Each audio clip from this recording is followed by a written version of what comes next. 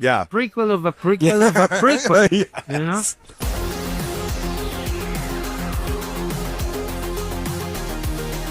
Knowing everything you know now about Andor through the 2 seasons, is there anything that you would have considered doing differently in Rogue One? I think it's the opposite. I mean, I love Rogue One more and more, and I was able to keep kind of like working on Rogue One by doing this, you know? I keep shaping Rogue One in many ways. But no, I wouldn't change anything of the journey because making it backwards has brought something very interesting. I'm always witnessing as a performer from a different point of view, you know, from a different perspective. It's like doing a historical event, you know, or a historical character.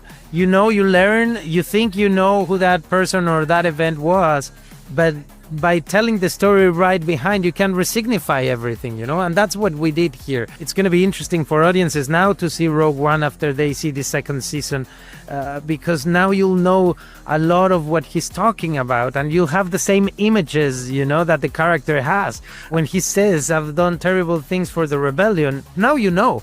You were there with the character when he pulled the trigger many times, you know what he's referring to.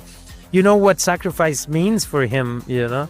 And sometimes as a performer, I had to put my feelings aside, right? Because I obviously know that every promise he's making, he might not deliver, you know? But the character doesn't know what we know. And it's interesting. It's going to put audiences in an interesting seat, you know?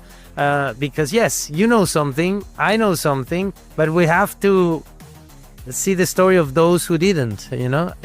That's cool. It's cool. It's an interesting approach to storytelling that I've never done before, and I wouldn't change a single step of this journey. I don't think anybody's done this journey before. Yeah, yeah. Prequel of a prequel of a prequel. Yes. You know? There were times where I really wanted it to be over, or didn't want it to start, or was terrified of what I had done.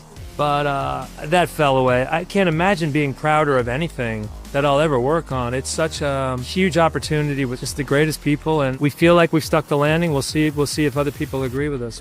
Can we talk about that last moment? We know the fates of so many of these characters, but Bix had one surprise up her sleeve. What do you think that moment means to Cassian, to Andor, to Rogue One, to all of this like journey that we've been on? Because I did not see that coming.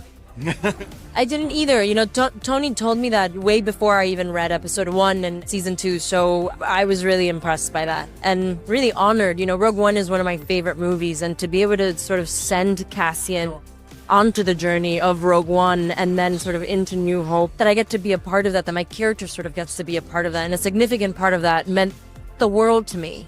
I